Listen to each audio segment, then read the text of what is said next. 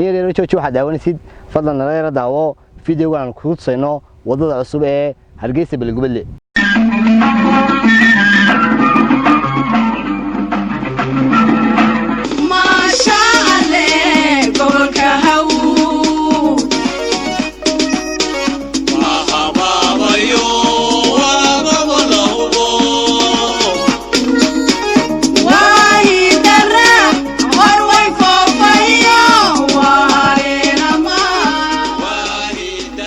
wadada isku xidha caasimada Soomaaliland iyo xarunta Hawd ee Balgubadle waxay kamid tahay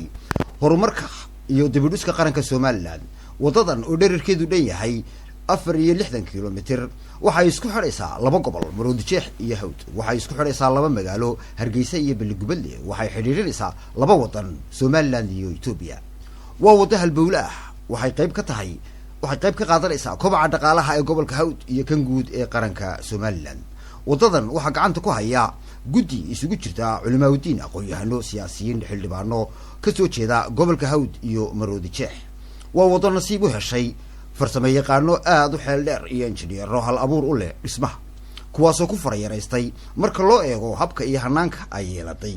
oo la mid ah standardka wadooyinka waaweyn ee adduunyada iyo wadamada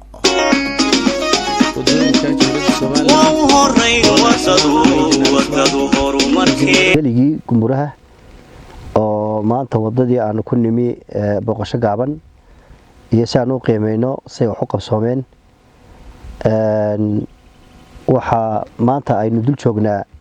tacabkii iyo riyadii gurmad oo rumowday ilaahay damkiisa masaafo 14 kilomitir ayaa dhamaystirantay in ciidii la dhigo in markii hore alaymadkii la saxo oo la gooyo oo ciidii la dhigo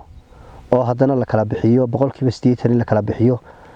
intaasi waa inoo dhabowday waana riyadeeni oo inoo dhabowday oo wax lagu riyaaqa waa tacabkii aad gasheen waa dhiiranidii aad ku dhiirateen ina wadada aamaalkiini gelisaan iyo xooggiini aad gelisaan iyo fikirkiini waa mid keentay in la idinkaga daydo oo umada inteedii kale ay idinkaga dayato tacabkii aad sameyseen oo iyaguna ay idinka daba qaadato oo ay wixii contribution ah ay ku soo darsato oo wax Ilaahay subxaanahu wa ta'ala lagu mahadiyo in maanta ay noo dhamaystirantay wadadii intii aynu u baahnayn oo maanta gaari Hargeysa ka soo baxa oo geli kara aanu jirin gaari iska socday isagoo caadi mooyaane wax Ilaahay lagu mahadiyo meeshani waa cashuuradii waa meelihii baabuurta ay ku dhex jirtay maalmo fara badan marka waxaan mahad u celinayaa Ilaahay subxaanahu wa ta'ala waxaan mahad u celinayaa gurmad relief gaar ahaan qurbad jooga gurmad oo ilkaha isugu geeyay in ay wadadaas ay wax ka dhigaan oo ay sameeyaan oo xoogoodii ay geliyaan Ilaahayna subxaanahu wa ta'ala waa uu suura galiyay waxaan leeyahay yeynaan ka daalin aan hore u socono insha Allah ta'ala wax yar bayno haray hore ayaynu ugu sii socon doonaa wadarkaysaan qiimaha ay wadadu leedahay injineerada ayaa ka warbixin doona inta ay wadadu sareysa ee xajmigeeda ama qaradeedu ay leegtahay roobkii badnaa xataa ka daay oo iska wada baal maray oo waxba yeeli waayay ma sha Allah tabarakallah wax Ilaahay loogu mahadiyo marka gurmad relief waxa leeyahay waa mahadsantiin riyadiinina way dhabowday riyadiinina way rumowday hore aan u socono waa ku mahadsantihiin hadda maanta diyaar garow kala gasheen oo xoolo ururinaysaan oo doonaysaan inaad tacabkiina aad sii wadaan waxa weeye waa mid taariikhda idinku suntan oo idinku qoran waa mid idin taala